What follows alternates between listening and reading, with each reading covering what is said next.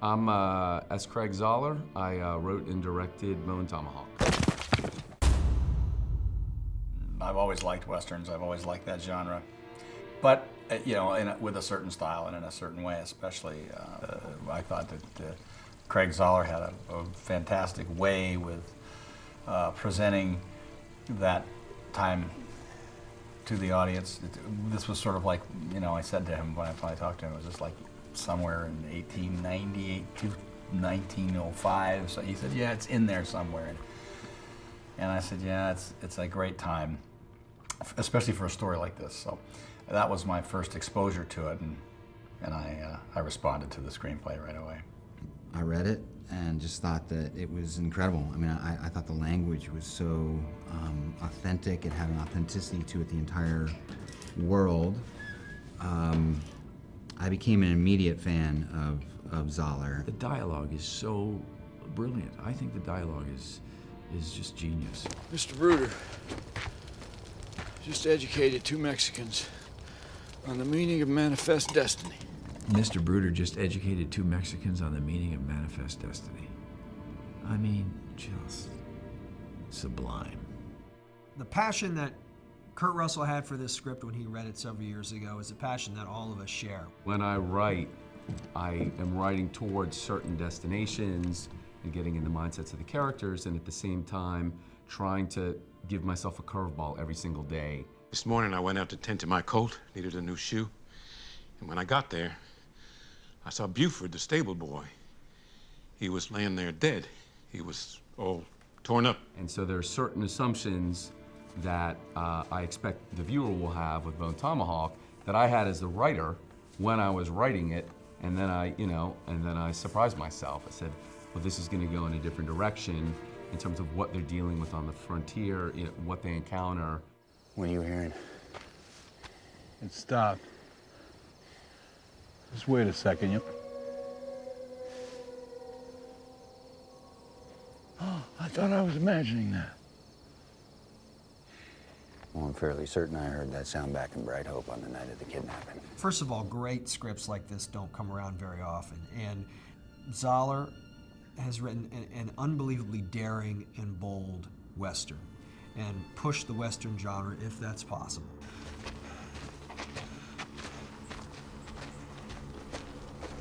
Well, what's that? A wolf? Bear, looks like.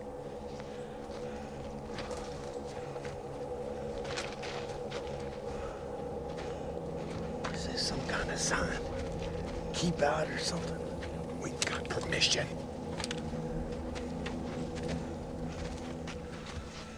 Combine these horror elements and this thriller aspect, and taking a lot of stereotypes and turning them sideways, and that's exciting to be a part of. So you get the classic Western feel of these guys, you know, going on their journey, but what they go through and what they see is there are some scenes in here that I've never seen before in a film, and that's exciting to be a part of. The amazing stuff that these performers brought to it, the subtlety.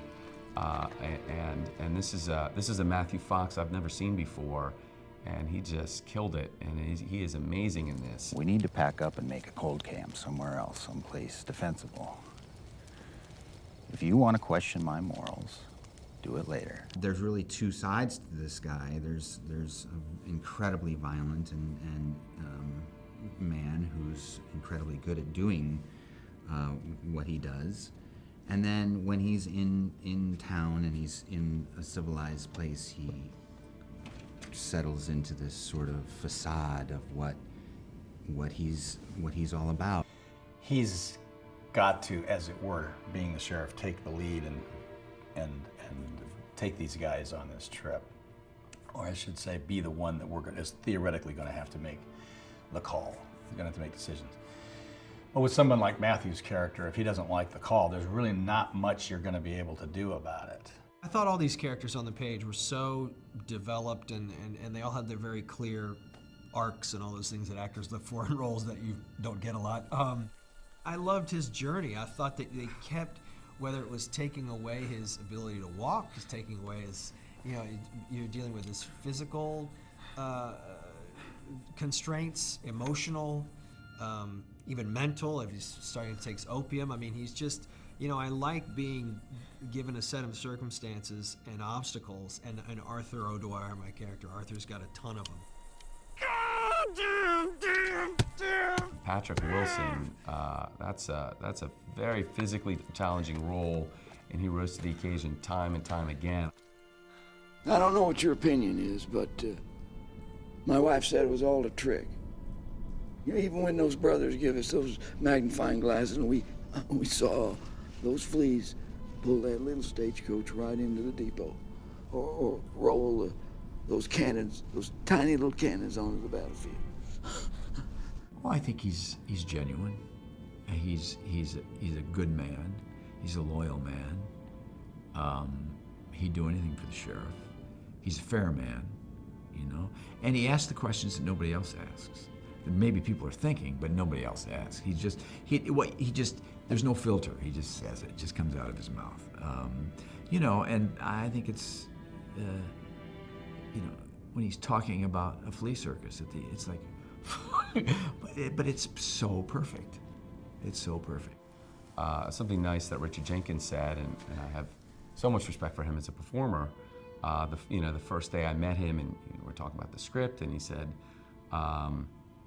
"These aren't characters on a page. These are effing people." I was impressed with the cinematography on this movie because most of this stuff is within 30 miles of Los Angeles, and I thought he did a fantastic job. It has an epic look to it, which is amazing, and I think that again, Craig found really good locations for us to work with. We actually figured out a way to make the entire film in essentially what is 2 locations. So we found one massive ranch outside of Los Angeles, about 90 miles away or so, and we literally shot the whole movie there except for about 5 days of the film. So we were just able to traverse this area, keep our base camp, keep everything contained, and you know, you have your problems. I mean, it was hot. It was hot. We were shooting in October outside of Los Angeles in the desert, and we were wearing a lot of clothes. It was a really tight schedule. You know, I made a 2-hour, 10-minute Western with 70 locations in 21 days, and about 30 people in the cast. And stunts, makeup, and all that stuff, and horses. It was not easy. When we signed on, we were 100% down with the script. So we just said, Craig, you are gonna make this version. We're not gonna take a line out, we're not gonna take a page out, we're not gonna take anything out. We will shoot it as is. And we literally did that. We shot every page, every line that was in the original draft, which is something we were proud of. But to be able to do that, Craig was really the linchpin, because when you go to make a film and you have a director who knows exactly what they want, exactly what they need for every single shot down to the T, it's easy to plan it. And so for us, even though we were very indie, I mean, as indie as you could get on a film like this, even with the great cast, everyone was working for the passion of it. It was old school. The whole thing was old school. There was no CGI. It's all done with the prop guys and the makeup guys did it. It was fantastic. We had great makeup, great prop guys. You know, you look at the old style wallpaper on the walls and the furniture of the time, and you know, all the little details that came out with our great, you know, the art direction and, you know, props. Freddie Waff and Eddie Grisco did, you know, it was almost an impossible job, the speed we were shooting this movie. So I think there's a moment where that people are expecting, where there was, you know, I was really overwhelmed with, or would be overwhelmed with everything that was going on and the amount of people and how great it was. But for me, it just kind of went to problem solving one to the next. And up until the first day of production, every single person who was involved, with the exception of Dallas Sonnier, who's my manager in addition to being the producer of the movie, and someone who financed you know, a ton of it out of pocket, didn't think it could be done. We would wake up every day, and sometimes that meant waking up at 5 o'clock at night and going and doing a night shoot, and we would show up on set and everybody would look at each other and go like, we're making a Western. This movie is a truly independent film. It was made by people who decided to forego opportunities within the system and make this movie under their own terms. And that is what's so important to me. When I look back on this film, that's what I take to heart, and what I remember the most is how this band of underdogs and misfits and great actors came together and made this phenomenal movie.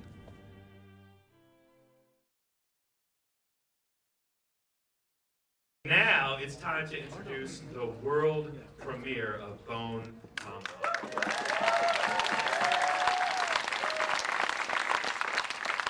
I would like to bring to the stage to join me Mr. S. S is for spectacular Craig Zahler. Come on down. It might be for Steve, I'm not sure. Today is spectacular.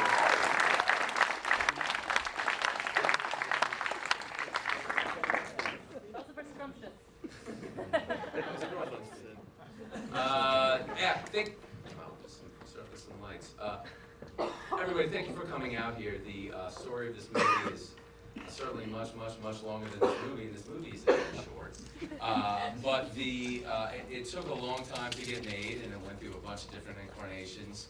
But the only way something like this happens in the 21 days that it happened is you get everybody really going for it, because certainly I don't think any of the actors came on board for the payday. And so they were really supportive of the material, and obviously had to have a lot of trust in me as the first-time director. I've done some shooting as a DP and directed some theater, but this is a completely different animal. And with all these locations and horses and the size of this cast, it was something that I was regularly told by all crew people in private leading up to the shoot, something that everyone thought was impossible. So the only way something like this ever happens is by tons of people giving 100% and 110% and more than that. So I'd like to thank all the people who are here. Fred Raskin, the editor. We've got Richard Jenkins. We've got Matthew Fox. Patrick Wilson. They believed in the material, and that's how it happened. And they brought a lot of artistry to it. Just really appreciate it. I wrote this thing at the end of 2011, and there were versions in New Mexico, Utah, which I'd scouted, Romania, that existed before this version that we did. And it's it was a push, and the inexorable push by Dallas Sonier, who's my manager and producer.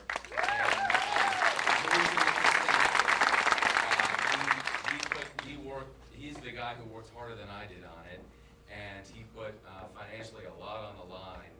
And it's kind of amazing that we have a movie financed by my manager and foreign interests for the most part, but that's how it happened.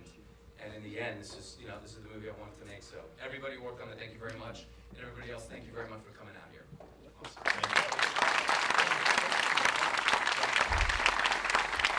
So we will have a rousing Q&A after the film, and then immediately after that, there's going to be buses waiting outside, out front on the sidewalk, somewhere. I'm not sure exactly. They're the big ones. They're like the big-sized cars. You'll know what they look like. Anyway, and that'll take you over to our western town. We're having a Bone Tomahawk themed. Not entirely. Not everything you're going to see on screen is going to happen at that party, but it's up to the screen. So we'll see you guys for the Q&A, and then off to the party. Ladies and gentlemen, it has been a delight and a pleasure to hang out for 8 days with all of you. Let's finish it off with Bone Tomahawk.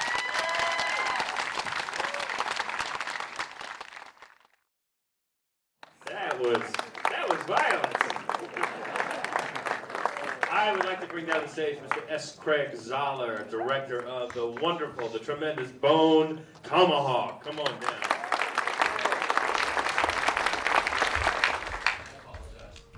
No, please, no.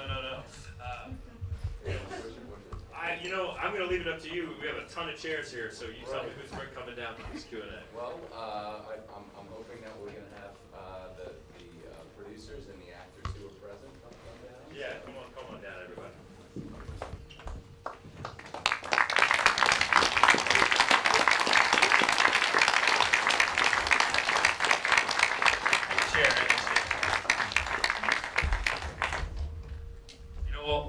While people are coming down, I'm going to go ahead and ask you a couple of questions.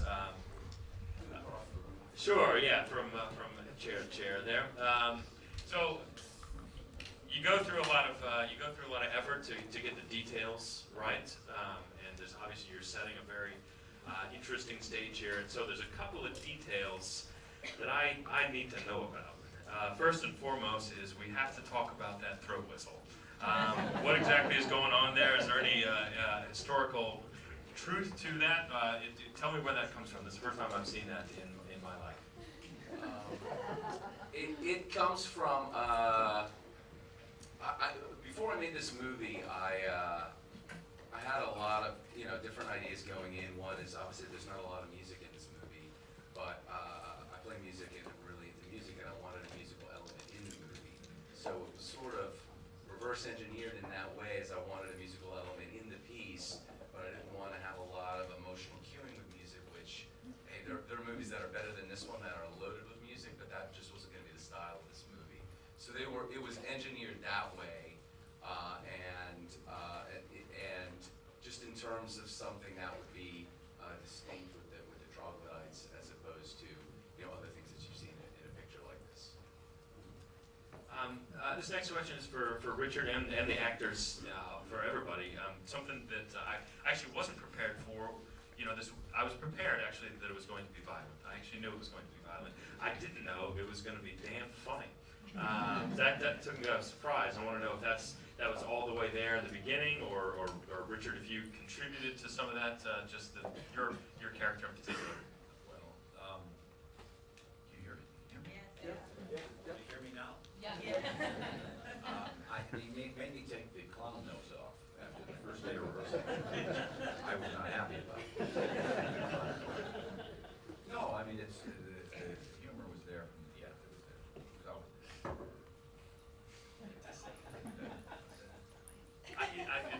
Can you guys hear him all the way in the back?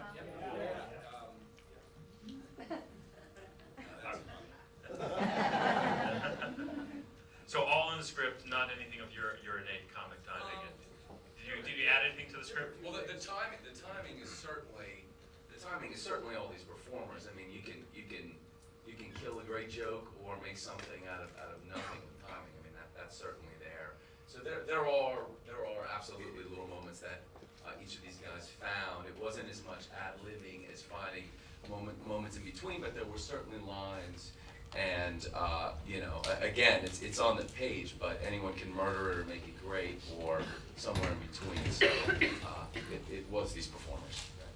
Well, you guys all made it great. You guys are all funny. And the other sort of aspect of the film, this is true with a lot of Westerns. It looks just fucking miserable out there. It just looks like the worst. You're so sweaty. It's so hot, seemingly. Was this as gnarly as it looks? What was the any particular trials and tribulations of shooting this thing, or was it just a waltz in the park? I mean, we're actors making a movie. We're not, digging ditches, so it's all things relative. I mean, come on, I think I always find when you've got a movie that's done in 21 days, I think you actually get different performances than perhaps we would have if this would have taken 4 or 5 months. There's something to just kind of digging in and going, look, we're just going to slam through it. It's going to be long hours, but it'll be over soon. So you know what I mean? But it was. Look, we were all happy to make the movie, so no one complained about it being hot. I mean, you're going to be, come on, we're making a movie. It's nothing worse than actors complaining. It was so hot, the desert, and the sun, the dust everywhere. They're not here anymore, so they've already left the building, so I can say there was another Western, and the actors were very upset about how awful it was. So you guys are pretty tough. So another little tiny detail of the film that I particularly liked was the name of your saloon, the Learned Goat. It's quite a name. Again, much like the throat whistling, it's something I've never seen in a Western before. Is there a backstory behind the Learned Goat? Well, I should certainly tip the hat to all the amazing art department that came through in this, and they're literally pulling this stuff and painting it as we're going with very little time and even less money.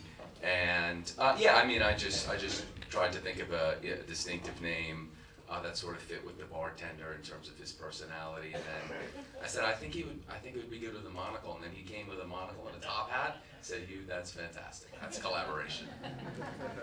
Well, I hope this movie meets with as much success as American Werewolf in London, because you can get Slaughtered Lamb t-shirts, and I would actually much prefer to have a Learned Goat t-shirt. So I hope. All right. You guys make all those cool prints, so you can get on it. So why a Western? We don't actually see too many Westerns. I know that I hear tell there's another one coming out later on this year, but nonetheless, there's not that many Westerns. So what is it that draws you to the Western genre to make one in 2015? Initially, I was watching, this is like 2011, I was watching a lot of micro budget gore movies, and I said, I'm just going to do one of these. At that point, I'd sold 22, 23 different screenplays to the Hollywood machine and not seen one of them made. So, I was having, some success with my novels were getting published and the albums were coming out that I was making. And so I was thinking of just doing this little like indie, really rough horror movie. And I had a meeting with my agent Julian Twan, who's out there somewhere. Is the guy who got me out of the catering kitchen, thank you very much. And Dallas Saunier, and we were talking about this movie, and at that time I'd already written 4 Westerns, 2 novels, and a screenplay called The Brigands of Rauterborge, which had really set off my career as a screenwriter, at least, making money as a screenwriter and kind of, writing theoretical movies that are never made. And so Dallas and Julian said, what if you do a Western? And I said, well, that's great. I probably can't put that on my credit card. And that was the genesis. And then, the normal I think that was a 28-day script. I had the new thing, and then we messed around with some finance entities that wanted to tell us what to do and what shitty people to put in the movie, and that didn't last real long. And then we just started going out to talent, and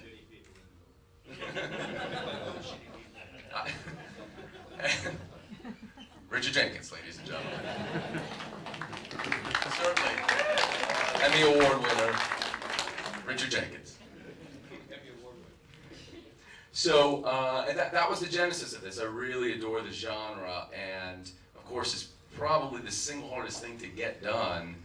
And a lot of the push was always promoting the horror angle of this, which is obviously there. But for me, if I was making a horror movie, the bottom line would be to scare people. And that's not the bottom line of this, though obviously there's scenes where that's the goal.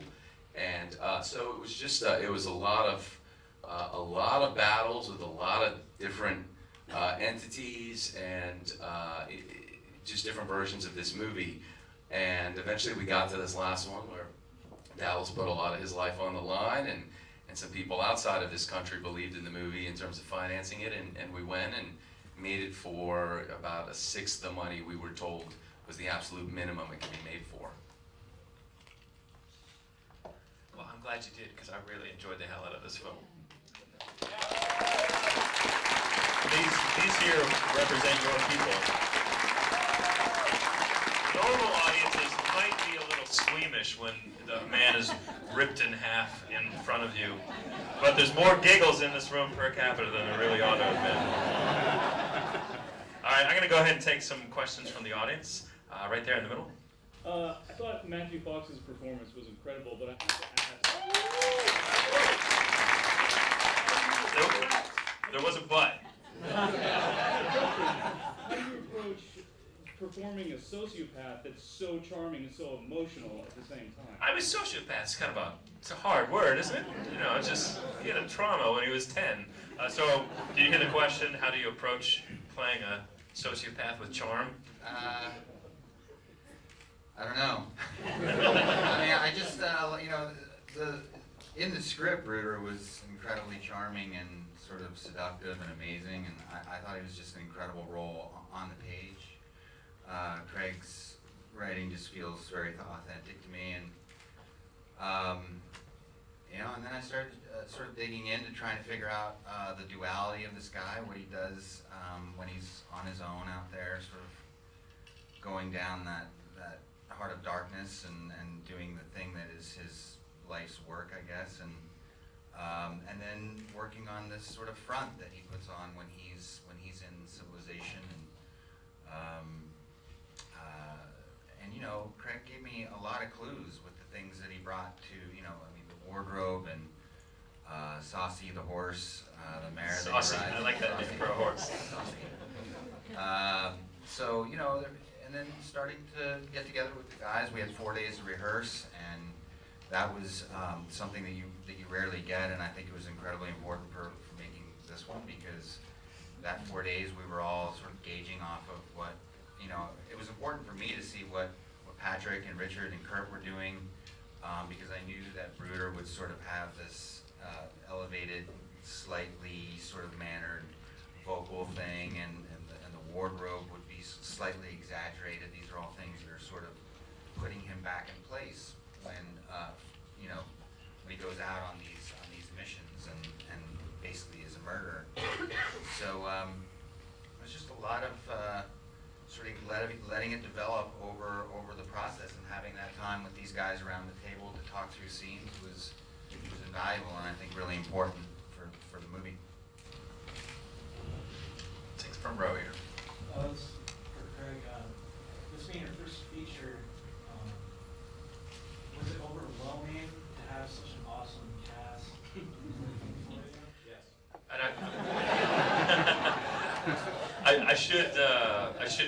There's another theater. I remember now that I should be repeating the questions. I apologize. So hopefully you guys have gotten context clues from the previous one. So was it overwhelming working with this stupendous overabundance of talent from the acting pool for your movie? Certainly that's not a leading question. The reality is there's no way this movie happens at all at this quality level without performers like this. It wasn't it wasn't overwhelming. It was, this is the only way this is getting done well. You need people who on the first take are giving you something good or very good, and sometimes it's a little direction, sometimes a lot of direction, you know, sometimes no direction. And you need people who are really involved and really committed and really jazzed about what they're doing to get to that spot. And in terms of being overwhelmed or starstruck or any of that sort of stuff, the reality was I knew how much Dallas had on the line, and I made a promise to him prior to making the movie that no matter what, there would be a complete movie at the end. So in terms of priorities, my second priority was make the best movie possible. My first priority was make sure no matter what at the end, there is something that cuts together that is a feature. And so it wasn't, that was, and with the amount of variables we had in place, you know, you throw some horses and 70 locations in the mix, it starts to get rough. But yeah, it was something like, this is the only way this happens well, is working with people like that, and obviously people on the crew as well who were as committed and excited about you know, really going above and beyond to try and make this happen in this time. It just doesn't happen any other way.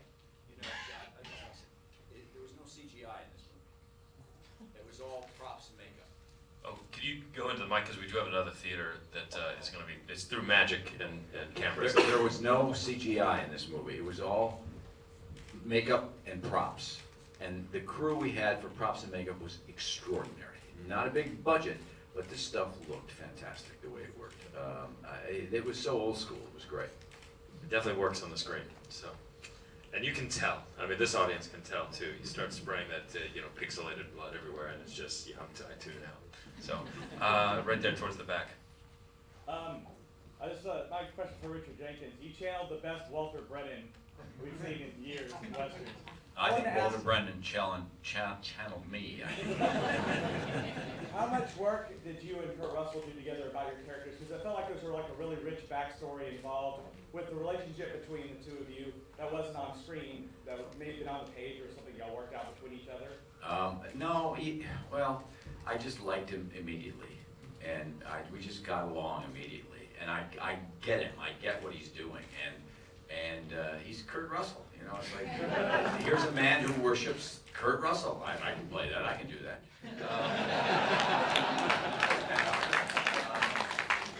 You know, he's a fabulous. He's a real problem solver, and we got on immediately. And through the 4 days we rehearsed was really helpful. Yep. Went out to lunch, got to know each other a little bit. So, you know, that's kind of all. There was no time to do anything else. Did Kurt Russell like roll into set with that sculpted facial hair, or did you guys art direct that? He did. He did. And I saw it and I said, I'm going to shave. I'm not going to.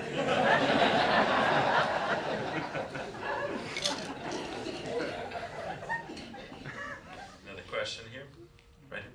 Yes, when I was watching this, I was thinking how much my father would like this movie, which is probably kind of worrisome if he's a movie person. But do you have an ideal audience in mind, or is it your average 75-year-old dude sitting at home? That's the goal. The question is target audience.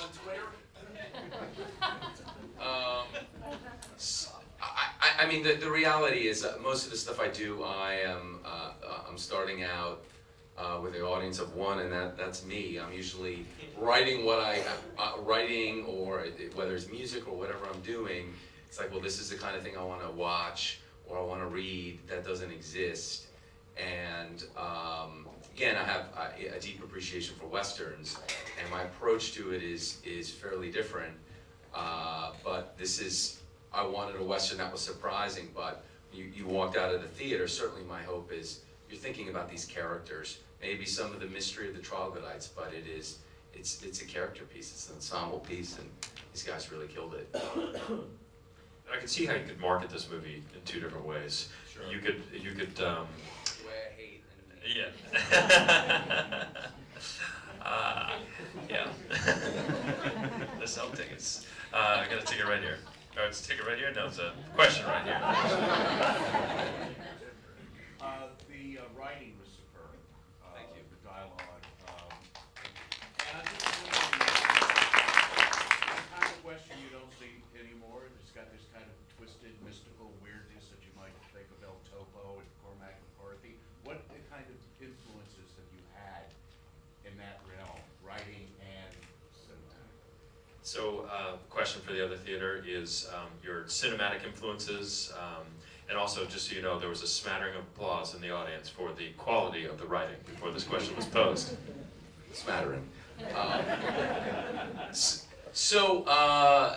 In terms of influences, again, it comes from the beginning of me writing the Westerns came from I went to a festival and watched 18, 19 classic Westerns, of which I thought about 6 or 7 were really good. So it was more the Western I wanted to see. We had a book that we took around when we were trying to sell it and make this movie in Romania or wherever. And in terms of the style and the style reference points, what I had Krzysztof Kieslowski, Larry Clark, John Cassavetes. It was different stuff because I knew, to me, as I worked as a cinematographer, and I said, what needs to happen on the set is there need to be good performances that I capture, and everything else is frosting. And that's one of the reasons I stopped being a cinematographer. It's like, if the script isn't there and the performances are there, who cares if it looks good? I certainly don't. And so that was the direct influences are kind of obscure. I mean, I'm a huge Peckinpah fan, and Bud Boetticher, and Anthony Mann, and Sergio Leone, and all that stuff. But this isn't really like any of that, and a little more, I guess, is Euro, and I'm a huge fan of Takeshi Kitano, but this is, this guy's not making Westerns, he's doing Yakuza movies and, and little boxing dramas. That's a good answer. I'll take it. Oh, waving way in the back corner. I'm glad I put my hand over so I could see you, sir. Go ahead. I was wondering if you could talk a little bit about the development of the troglodyte culture, and was any of their like the circle thing with the rocks, was that based on anything historical? So the question is backstory and the research involving the troglodytes, including but not limited to their burial ground circles. So this will be the first of my evasive answers, because the stuff is I mean, in terms of if it's researched or not, most of the stuff I'm making up. In terms of the meanings and stuff like that, to me, it's much more important for you to ask that question than for me to answer it, just because I think the movie will live on longer in your memory if there's some ambiguities and things you're wondering about. So certainly there are a bunch of ambiguities in this movie that I could clarify, and when I'm working with people, I like to clarify that stuff so they know what they're dealing with. But I just think the life of the movie after, or book, or whatever it is, after you watch it or read it, is longer and better if you're still wondering and if you're intellectually engaged after the fact. Yeah, you did avoid that. So, That's all right, though. That's cool. Right there in the center. I'm curious what each cast member found the most satisfying and the most challenging in the process of making the movie.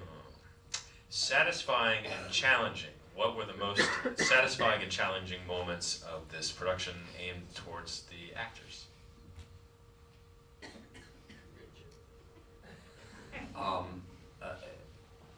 When they made me old, it took about 5 minutes.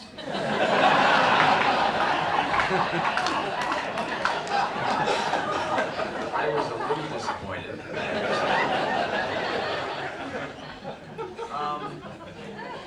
You know, it was challenging. What was challenging? You know, every day is challenging.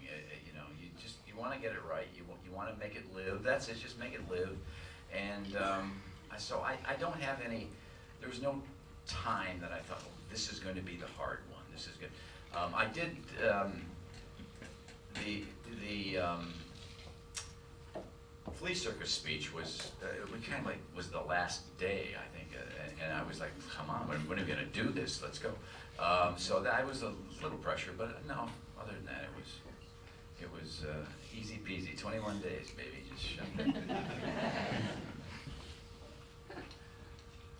I mean, I had the best time making this movie that I've never had more fun on a movie set than I had on this movie, and that's a combination of. Is that the greatest death scene?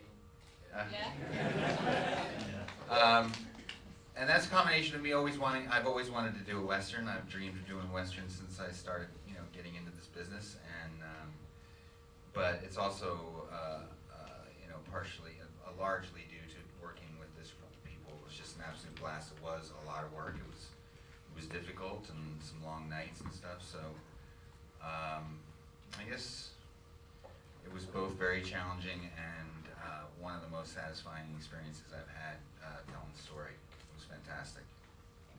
Yeah, they usually go together. I feel like the most difficult or most, you constantly want to be challenged. I think,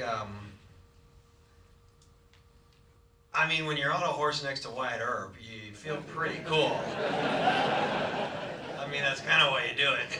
No offense, guys, but come on. That was definitely, one of the first days of shooting. The first day of shooting when we were in the little town, and we walked into the little town square there, and Kurt started laughing, and I said, "What's so funny?" He goes, "I worked here like 50 years ago." And I thought that was so cool, because that set of that town has been in everything with like Gunsmoke and Bonanza, right? Everything. It's out in Agora Hills, and it's just one of those really awesome Western towns that they sort of just paint and change around and shoot it from a different side. But that was pretty cool to feel like you're a part of sort of Western history, and you don't get that when you go to Romania. Nothing against Romanians. And I would say that was up there. Like you said, when you get to ride a horse and shoot a gun and kill some people, it's pretty cool. And all the other deep emotional stuff is fun too. So we probably got time for a couple more questions here. We got one on the aisle. This question's for Mr. S. What is your, besides Bone Tomahawk, what's your favorite Kurt Russell movie? Ooh. Favorite Kurt Russell movie? Tango Cash, that's Patrick Wilson. I'm a really big fan of Dark Blue. I think that's my favorite performance of his, and it's not that well known, and it really should be. I think it was a little bit in the shadow of Training Day, and I remember the first time I spoke to Kurt, I said, "That's my favorite performance of yours," and he certainly thought it was up there, if not the top. So that, I mean, that and Escape from New York are the two I will pick out for different reasons. But in terms of his work, he's fantastic in dark blue. I'm a computer wore tennis shoes man myself. And everything in between. Right there, second row. I didn't expect, like, for a cowboy versus troglodyte movie that there'd be so much Oscar-worthy stuff in there. Are you guys looking at award season? Like, maybe From the audience, are you guys looking at award season from his perspective? We've got some Oscar-worthy performances. You guys looking at you gonna do any awards campaigns? Oh, I gotta go buy my wife a dress. Yeah, I mean, I think that we made this movie not for awards, but for, you know, to prove to ourselves that we can make it, and for audiences like you guys. And we'll see. I mean, we come out in theaters in literally 3 weeks, so you know, that will play a big part of it. And certainly, any support from you guys, we would appreciate. Bob, do you want to take it home with the final question of the evening? No pressure. Patrick, your performance is amazing. Like, every step you take.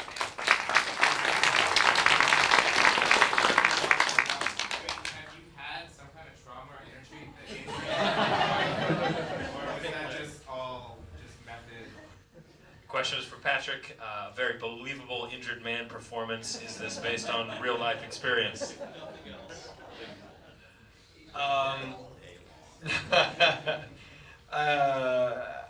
You know, I think we were careful to sort of chart how bad it was, because you can't really, you know, the first time you see me walk is when Kurt comes to the door and I'm in my socks and go across that wide shot. And I remember thinking, you know, there's a couple ways to play that. Either we're just powering through, or it's super, super painful, because you've already seen me laid up in bed. So it was really just about trying to chart that, you know, and give Craig a way to get in there, and so it sort of does grow, especially when he keeps falling, and you know, I don't know why I'm laughing, and it's pretty painful to watch, you know. So yeah, I mean, no, the answer is I've never had any. Well, that's not true. I actually did break my leg, so the only way I know how to use a crutch is on my right side. So I remember sort of choosing, like, I'd love to have it be my right leg.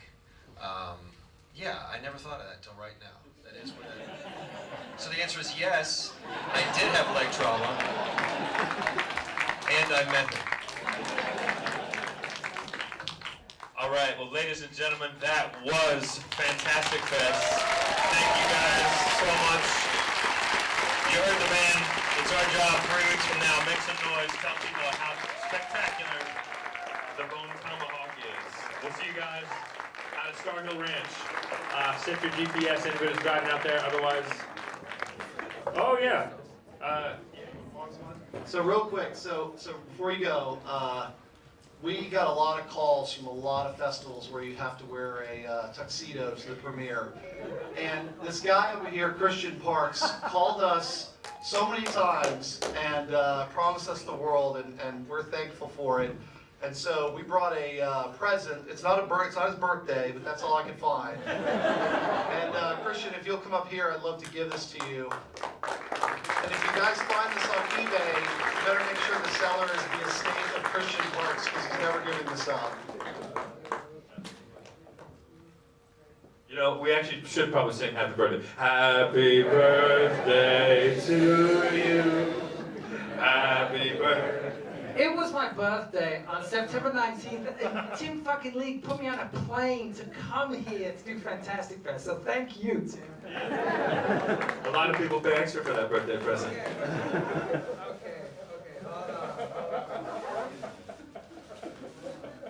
Oh my God, you people are animals. This is So sweet. You guys. What a bunch of charmers.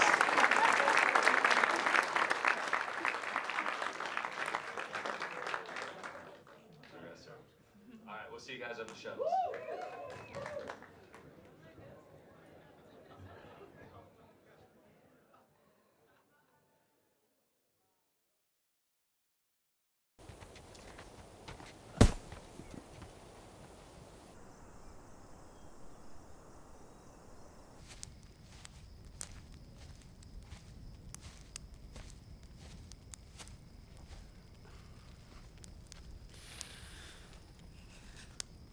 Does it have to be so hot?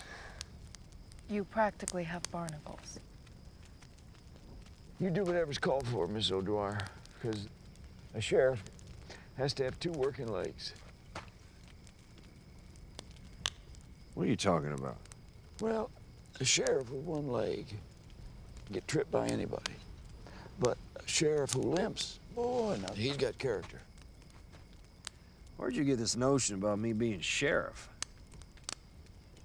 Sheriff Franklin Hunt and the backup deputy discussed it. And the way that you dispatched those troglodytes and you rescued us, I know for certain you'd get the position. Well, I'm supposed to boss a cattle drive. I mean, if I hadn't hurt my leg, I'd been way up.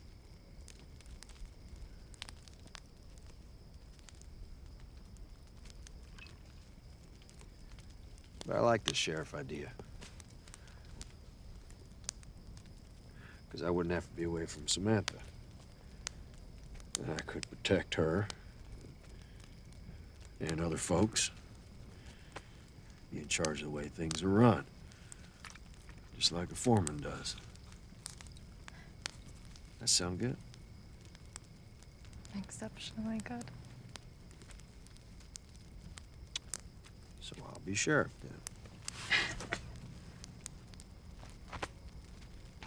Chicory, would you give us a little privacy? I promised I'd read this out loud. I ain't no orator. What is it, a poem?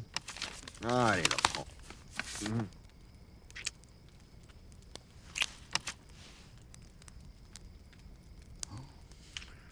Oh, those must be some pretty words.